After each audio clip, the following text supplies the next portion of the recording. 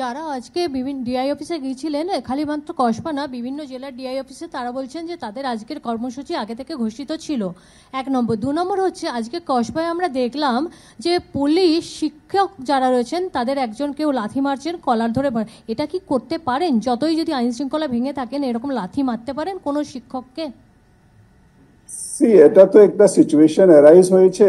Basically public property উপরেও যদি কোনো আঘাত পৌঁছে বা কোনো পুলিশ পার্সোনাল উপরে যদি কেউ আঘাত পৌঁছে, তাহলে একটা অ্যাকশন তো নিতেই হবে। এটা তো কারো অধিকার নেই কি পাবলিক প্রপার্টিকে আমি ডিস্ট্রয় করে দেব। ওখানে ডিআই অফিসে ঢুকে তালা ভেঙে বিভিন্ন ভাঙচুর করার চেষ্টাও হয়েছে। এটা সিপি সাহেব আপনাকে আরো ডিটেলসে বলতে পারবেন। But law and order has to be control. Law and order কেন কেউ নিজে হাতে নেবে? As a citizen everybody is bound by the law. আমরা নিজে হাতে আইনকে নিতে পারি না, এটা তো সকলকেই বুঝতে হবে। এই সিচুয়েশন তো অ্যারাইজ হয়েছে because of certain conduct which is not expected. এর জন্যই আমরা বলছি শান্তি শৃঙ্খলা বজায় রাখা।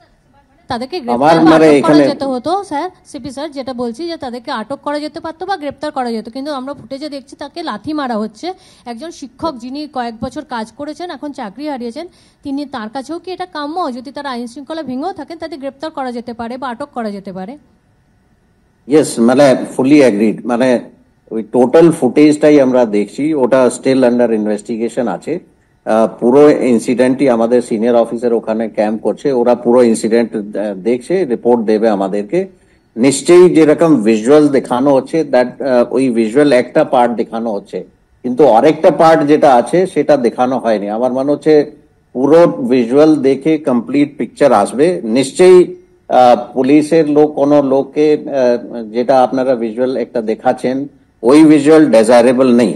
অ্যান্ড সেইভাবে সবাইকে বলাও হয়েছে। এই ইনসিডেন্টের পরেও আমরা আবার ব্রিফিং করেছি, এটা সিএসআর যেটা বললেন, that all this things are not ডেজায়ারেবল।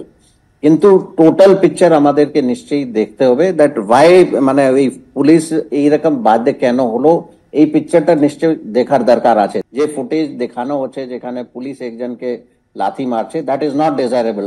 আমি নিশ্চয়ই এটা অন রেকর্ডই বলছি, দ্যাট ইজ নট ডিজায়ারেবল।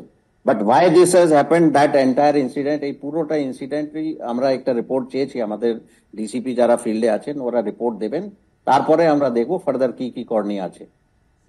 আমি এটাই বলবো শেষে কি যাতে এই সিচুয়েশনই অ্যারাইজ না করে, এর জন্য সকলকেই সহযোগিতার আহ্বান জানাচ্ছি, রিকোয়েস্ট করছি। সকলকেই কোঅপারেট করতে হবে, আইন শৃঙ্খলা বজায় রাখতে হবে।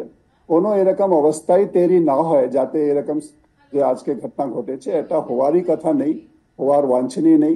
আমি সকলকেই রিকোয়েস্ট করব এটাতে যাতে আবার না হয়, এর জন্য সকলকেই সহযোগিতা করতে। প্রশাসন সবসময় সবার সঙ্গে আছে, সবসময় প্রস্তুত আছে। কোনো এরকম ঘটনাকে আমরা কখনই এনকারেজ করি না। কোনো লাঠিচার্জ, কোনো এরকম অ্যাকশন না হয় এটাই সবচেয়ে ভালো। কিন্তু এটা হলো, এটাও দুঃখের ব্যাপার। যাতে আর না হয় এটাই আমি সকলকে রিকোয়েস্ট করব। এই সিচুয়েশনই যাতে না ঘটে, এরকম সিচুয়েশনই যাতে না হয়, এটাই আমি সকলকে রিকোয়েস্ট করব।